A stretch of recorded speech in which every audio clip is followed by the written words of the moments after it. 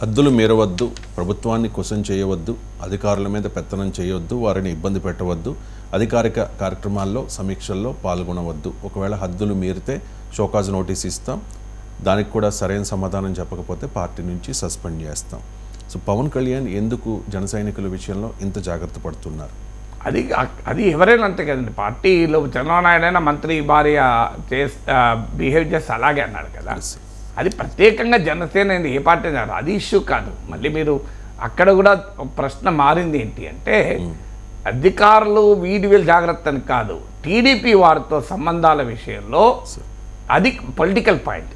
TDP వారితో సంబంధాల విషయంలో మీరు విభేదాలు తెచ్చుకోకండి, ఘర్షణ పడకండి అన్నారు. అది పొలిటికల్ పాయింట్.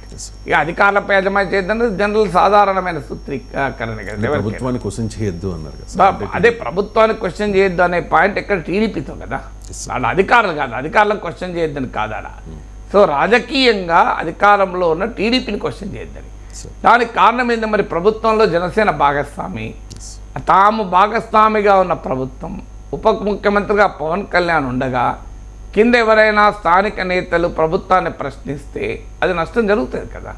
సో మిత్రపక్షమైనా ప్రశ్నించకూడదు. ఇప్పుడు ఉత్తరప్రదేశ్లో తాజాగా అనుప్రియ పాటిల్, అప్నాదల్, అలాగే సుహేల్ దేవ్ భారతీయ సమాజ్ పార్టీ, సంజయ్ నిషాద్ పార్టీ, ఈ 3 పార్టీలు మిత్రపక్షాలు. వీళ్ళంతా ఉత్తరప్రదేశ్లో ఉన్న బీజేపీ ప్రభుత్వం పైన ఇటీవల కాలంలో విమర్శలు చేస్తే బీజేపీ ఇంటర్నల్ మీటింగ్లో అది పెద్ద చర్చకు వచ్చింది.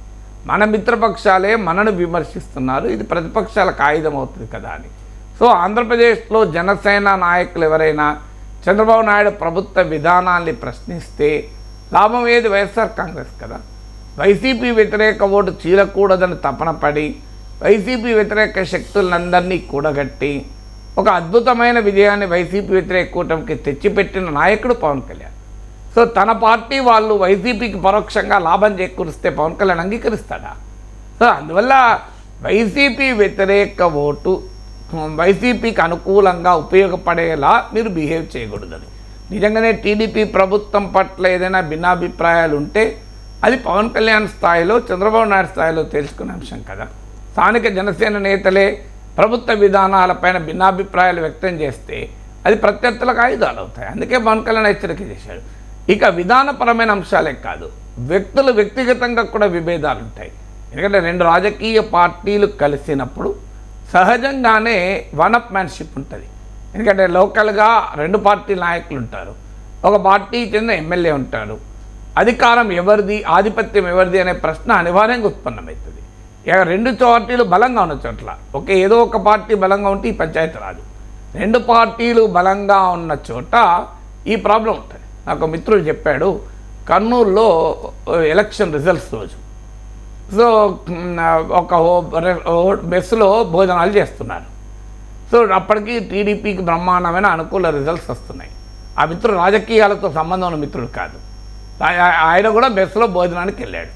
సో తెలుగుదేశం అభిమానులు, ఇంకా ముఖ్యంగా ఉంటే కమ్మాసు, అందరూ కలిసి వచ్చి అక్కడ భోజనం చేస్తూ ఏం విజయం రా మనది, మన పార్టీ ఇట్లా అద్భుతంగా గెలుస్తాను అనుకున్నామా, అని బ్రహ్మాండంగా గెలిచినామని అని చాలాసేపు మాట్లాడుకుంటే అక్కడ జనసేన, అది కూడా సామాజికంగా బలిజ చెందిన వారు కూడా కూర్చున్నారట. కూర్చున్నప్పుడు వెంటనే ఆయన అన్నాడట, మీరే గెలిపించున్నారా, మీ వల్లనే గెలిచిండ్రా, మీరు ఓట్లెత్తిన గెలిచిండ్రా, మా కృషి లేదా, మేము లేమా అన్నట. ఇతను ఉన్నది వాళ్ళు అప్పటిదాకా గమనించకుండా మా పార్టీ మాది, మేమే గెలిచాం అని మాట్లాడుతున్నారు.